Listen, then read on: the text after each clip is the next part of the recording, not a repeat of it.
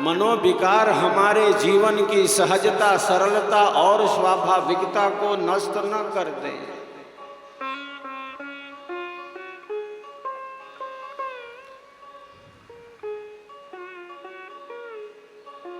मनोविकार हमारे जीवन की सहजता, सरलता, स्वाभाविकता को नष्ट न कर दे, बल्कि हम सबका जीवन आनंददायी बने। कोई हताशा, निराशा, कुंठा, अवसाद हमें घेर न ले, बल्कि हम सबका जीवन आनंददायी बने, क्योंकि हम सबके जीवन का आधार, सर्वाधार परमात्मा आनंदमय है, परम शांतिमय है। अहंकार शून्यता ही सेवा है। हम अहंकार कहें या हम अंधकार कहें, हम अहंकार कहें या हम अंधकार कहें, एक ही बात है। जैसे अंधेरे में कोई वस्तु प्रत्यक्ष नहीं होती, अंधेरे में कोई वस्तु प्रत्यक्ष नहीं होती, उसी प्रकार अंधकार में भी जहाँ अंधकार है वहाँ केवल अंधकार ही नहीं है, वहाँ भय है। वहाँ रस्सी को सांप समझ लेंगे साहब।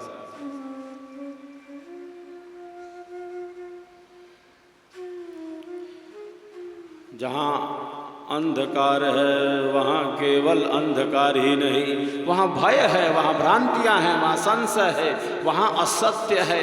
केवल अंधकार ही है क्या? वहाँ केवल अंधकार रहता तो चलो भाई अंधेरा है, दिखलाई नहीं दे रहा। वहाँ भय है, वहाँ भ्रांतियाँ हैं, वहाँ संशय है, वहाँ असत्य है। उसी प्रकार जैसे अंधकार है वो अहंकार है, जहाँ अहंकार है वो केवल अहंकार ही है क्या? वहाँ ईर्ष्या है, वहाँ द्वेष है, वहाँ घृणा है, वहाँ कलह है, वहाँ अशांति है, वहाँ कपट है। हमारा विवेक जागृत हो, अंतः ऊर्जा जागृत हो और हमारे जीवन का सहज स्वाभाविक आध्यात्मिक निर्माण हो, विवेक युक्त होकर हम अपने कर्म का संपादन करें। यही आध्यात्मिक ज्ञान का संदेश है, यही ईश्वर वेद का संदेश है। एक बार सब एक दूसरे के लिए तालियों की गड़गड़ाहट करें। घड़ी की सुई आगे बढ़ती जा रही है। पावन जन्म जयंती की बेला है तो सद्गुरुदेव का स्वर वेद की वाणी अवश्य ही गूंजनी चाहिए।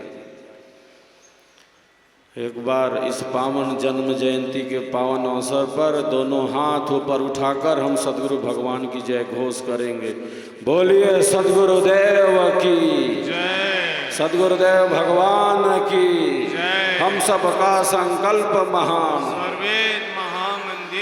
विहंगम योगी करे पुकार, अध्यात्म मूर्ति हो तैयार। विहंगम योगी करे पुकार, सद्गुरु मूर्ति हो संकल्प दिव्य निभाएंगे, हम मूर्ति भव्य बनाएंगे। संकल्प दिव्य निभाएंगे, स्वर्वेद घर घर पहुँचाएंगे। हम सबका संकल्प महान, स्वर्वेद महामंदिर निर्माण।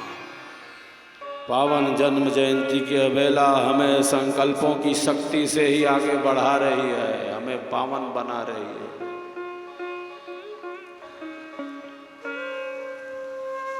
समर्पण दीत अध्यात्म महोत्सव 25-26 नवंबर को स्वर्वेद महामंदिर धाम वाराणसी के पवित्र प्रांगण में 25,000 कुंडों के साथ मनाया जाने वाला है।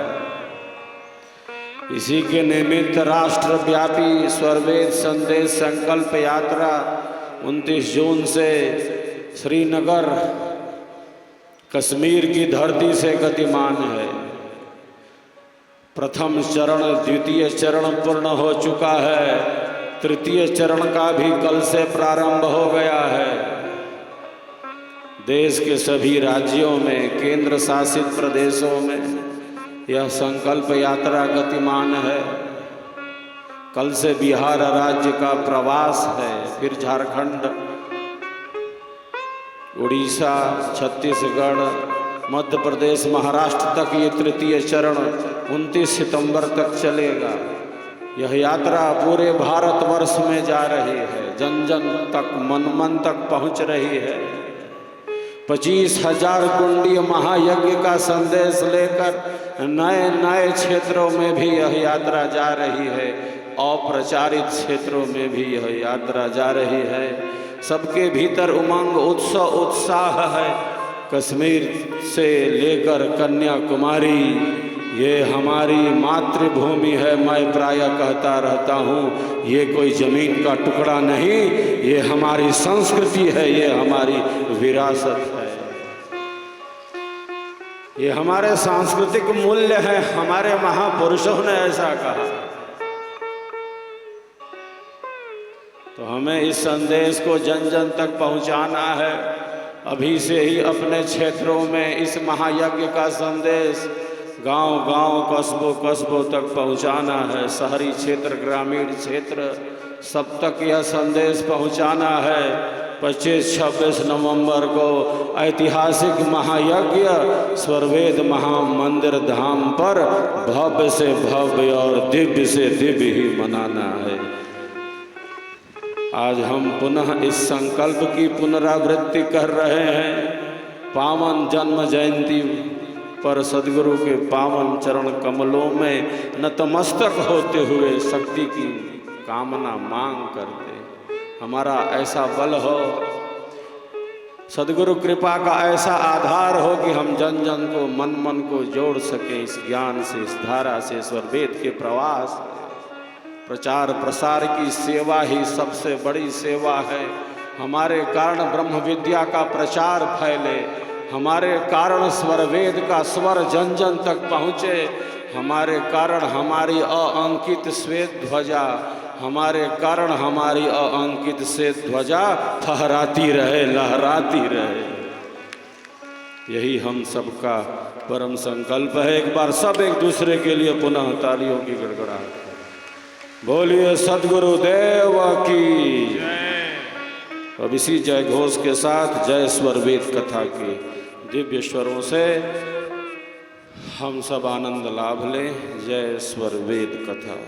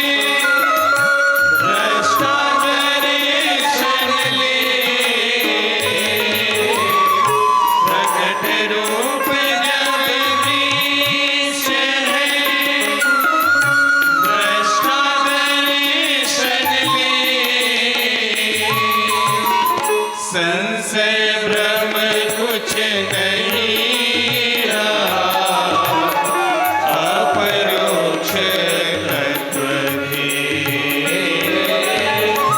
संशय भ्रम कुछ नहीं रहा, अपरोक्ष तत्व धीरे।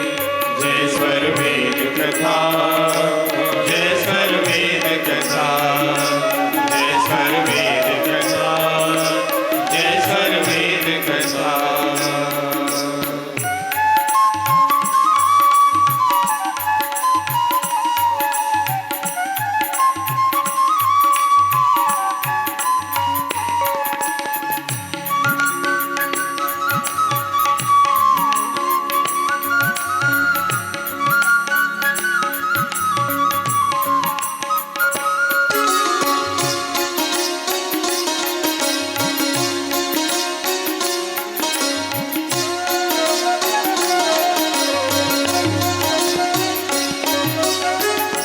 सर्व कामना पूर्ण है, केवल नाम प्रताप। सर्व कामना पूर्ण है, केवल नाम प्रताप। कामधेनु जन को भया, उरे अंतर गयता। कामधेनु जन को भया, उरे अंतर गयता। जय स्वर वेद कथा, जय स्वर वेद कथा, जय स्वर वेद कथा, जय स्वर वेद कथा, जय स्वर वेद कथा, जय स्वर वेद कथा, जय स्वर वेद कथा, जय स्वर वेद कथा, जय स्वर वेद कथा, जय स्वर वेद कथा, जय स्वर वेद कथा, जय स्वर वेद कथा, जय स्वर वेद कथा, जय स्वर वेद कथा।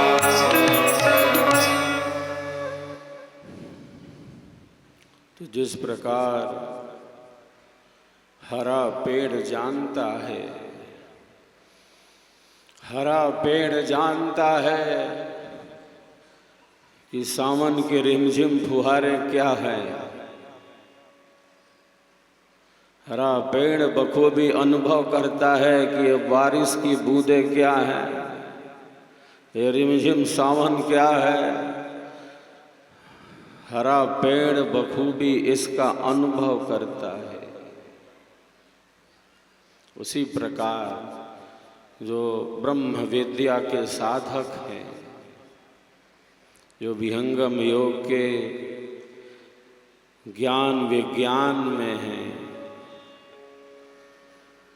उन्होंने स्वरवेद का व्यवहारिक अनुभव प्राप्त किया है।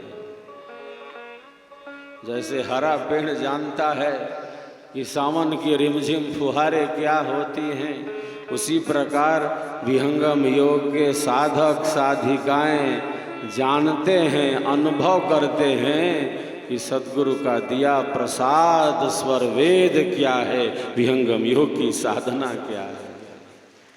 वो कहने सुनने की बात नहीं है। उन्होंने उसका व्यावहारिक अनुभव प्राप्त किया है। साधकों की कमी नहीं है, सद्गुरु कृपा में तो कमी है नहीं, साधकों की भी कमी नहीं है। गुरु कृपा के आधार से ही हमारी साधना सफल होती है, हमारी साधना पूर्ण होती है। हम मन को मन से नियंत्रित नहीं कर सकते, हम मन को सद्गुरु कृपा के आधार से ही नियंत्रित करते हैं। जितना हमारा मन सहज होगा, उतनी ही हमारे जीवन की कठिनाइयां कम होंगी, जटिलताएं कम होंगी। जितना हम मन को साधेंगे, जितना हम अपने मन को साधेंगे, हमारा जीवन उतना ही सहज होगा, उतना ही सरल होगा, उतना ही स्वाभाविक होगा, उतना ही आनंददायी होगा। जितना हम अपने मन को साधेंगे, हमारे जीवन की जटिलताएं, हमारे जीवन की कठिनाइयाँ और हमारे जीवन की विषमताएं उतनी ही कम होंगी। जितना हम अपने भीतर उतरेंगे, जितना हम अपने मन को साधेंगे, उतना ही हमारा जीवन आनंददायी बनेगा। आज मेडिकल साइंस कहता है तनाव के कारण बीमारियां बढ़ रही हैं। तनाव वस्तुतः लक्षण है, जो कारण है इन बीमारियों का वह हमारा अशांत मन है, हमारा अति चंचल मन है, आंतरिक दुष्प्रवृत्तियां कारण है। तनाव अपने आप में कोई कारण नहीं, वो लक्षण मात्र है। कारण है मन की चंचलता, कारण है मन का अनियंत्रण, कारण है विचारों का उहापोह, कारण है आंतरिक दुष्प्रवृत्तियां। मनोविकार कारण है, मनोविकार कारण है। तनाव अपने आप में कोई कारण नहीं, वो लक्षण मात्र है। यूनेस्को की एक प्रस्तावना कहती है, युद्ध की प्राचीरें मन से निकलती है, अतः मन पर नियंत्रण आवश्यक है। जितना हम अपने मन को साधेंगे, उतना ही जीवन हमारा आनंदमय बनेगा। संसार में रहते इन कठिनाइयों के बीच भी हमारा अंतर विवेक जागृत रहेगा। संसार में तो कठिनाइयां हैं सबके साथ, दुख ही अधिक है। यहाँ संसार दुखमय है तो है, यहाँ सुख में भी दुख है। दुख की बात क्या करें, यहाँ तो सुख ही दुखों से भरा है, हमारे मनीषियों ने कहा। प्रथम कहा परिणाम दुख, फिर कहा ताप दुख, फिर कहा संस्कारों का दुख है। अनंत अनंत जन्मों के संस्कार हैं, आदि अनादि काल से हम कर्म करते आ रहे हैं। कर्मों का कोष है, कर्माशय है। ईश्वर हमारे प्रत्येक कर्मों का साक्षी है। ईश्वर हमारे प्रत्येक कर्मों का साक्षी है। आत्मा वही है, कहाँ कहाँ है आत्मा। इच्छा द्वेष प्रयत्न सुख दुख ज्ञानान आत्मनो लिंगम अतति निरंतरम कर्म फलानि प्राप्नोति वासो आत्मा। जो निरंतर अपने कर्म फलों को प्राप्त करने की इच्छा से पूर्ण है। तो आदि अनादि काल से हम कर्म करते आ रहे हैं। तब जब कर्म करते आ रहे हैं तो केवल कर्म ही करते थोड़ी आ रहे हैं, हम फल भी प्राप्त करते आ रहे हैं। प्रत्येक कर्म हमारा फलदायी है इस जीवन में, आगे आने वाले जीवन में, क्योंकि हमारे कर्मों का साक्षी और कोई नहीं, साक्षात परमात्मा ही है जो हमारे कर्मों का अध्यक्ष है। वो हमारे सभी कर्मों को जानता है। जो जानता है कर्मों को, वही उसका फल देता है। पुलिस से, अदालत से बच सकते हैं, ईश्वर के न्याय से नहीं, ईश्वर के विधान से नहीं।